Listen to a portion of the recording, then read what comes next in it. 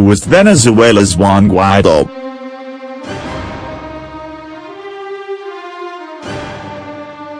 In less than a month, Juan Guaidó has risen from obscure, junior lawmaker to self-proclaimed interim president of Venezuela and the most serious threat yet to the authoritarian government of Nicolás Maduro. Guaidó, who defied Maduro by taking the oath of office on Wednesday, claims to lead the transitional government that will call free elections and return Venezuela to democracy. The 35-year-old was immediately recognized as Venezuela's legitimate leader by the United States, Canada and most Latin American nations and received widespread support from European countries. In a speech Friday to cheering supporters at an outdoor plaza in Caracas, Guaidó proclaimed, "We have awakened from the nightmare, brothers and sisters." Maduro, who has led Venezuela into food shortages, hyperinflation and political repression during 6 years in office, is refusing to budge. His ruling Socialist Party controls nearly all government institutions. On Thursday, Defense Minister Vladimir Padrino Lopez declared that the nation's powerful armed forces widely considered to be propping up the government recognized Maduro as Venezuela's true president. But at least for now, Guaidó is breathing new life into an opposition movement that had been deeply demoralized by internal power struggles and government repression. 30 days ago, the opposition was demobilized and fractured with no leadership, said Michael Penfold, a global fellow at the Woodrow Wilson International Center for Scholars in Washington. But that's not the case anymore. Guaidó represents a sparkle of hope. "I think Guaidó is delivering exactly what the opposition wanted at this point, which is a bold, risk-taking response," said Javier Corrales, a Venezuela expert and professor of political science at Amherst College.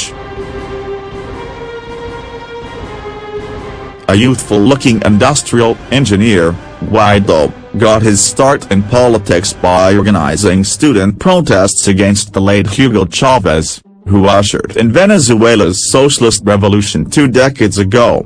In 2013, Chavez died of cancer and was succeeded by Maduro.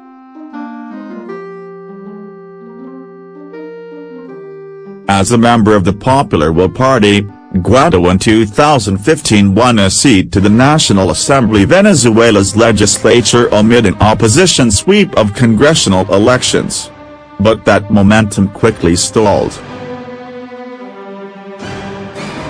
Anti-government demonstrations were crushed by security forces while an effort to remove Maduro through a recall election was vetoed by the government. The opposition's most charismatic leaders were arrested, forced into exile or stripped of their right to run for public office.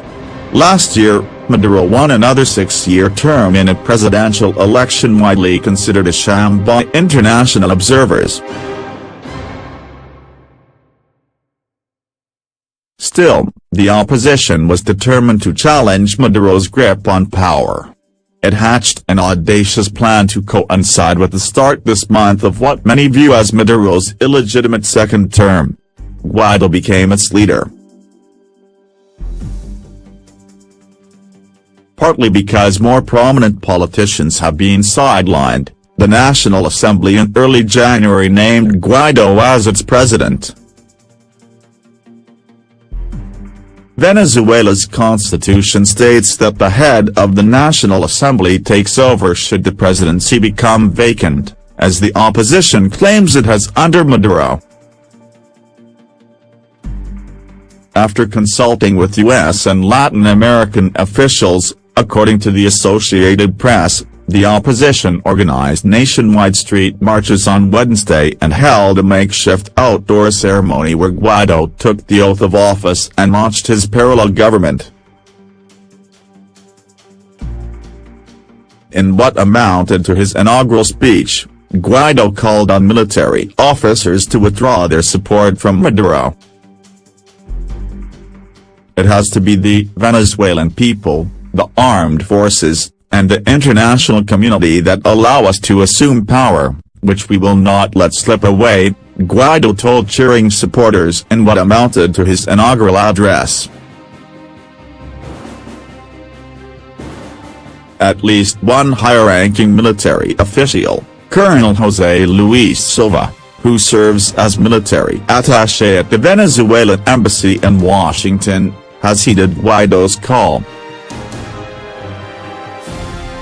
As the Venezuelan defense attaché in the United States, I do not recognize Mr. Nicolás Maduro as president of Venezuela, Silva said in an interview Saturday with El Nuevo Herald.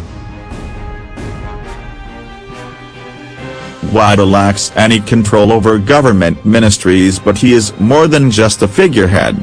Analysts say that swelling international support for him, coupled with Maduro's diplomatic isolation, strengthens Guaidó's claim to the presidency.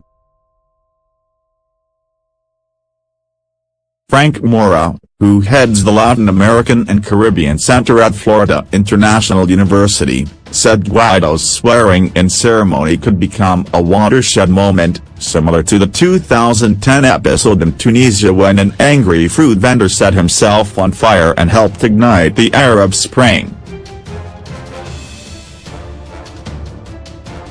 Alternative leadership in Caracas has also opened the door for the Trump administration to squeeze the vital flow of petrodollars to the Maduro government, which counts on oil for 95% of its export earnings.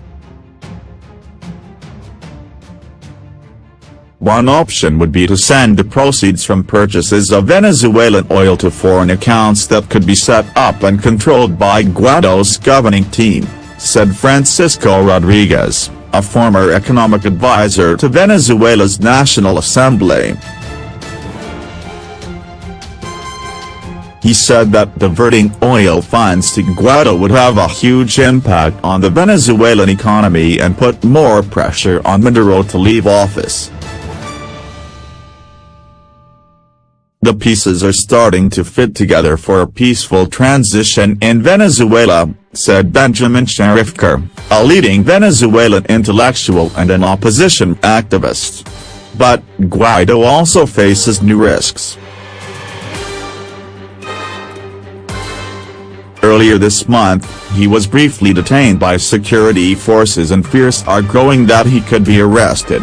At Friday's rally, Guaidó acknowledged that possibility but told supporters that if he were ever kidnapped, they should press ahead with non-violent protests.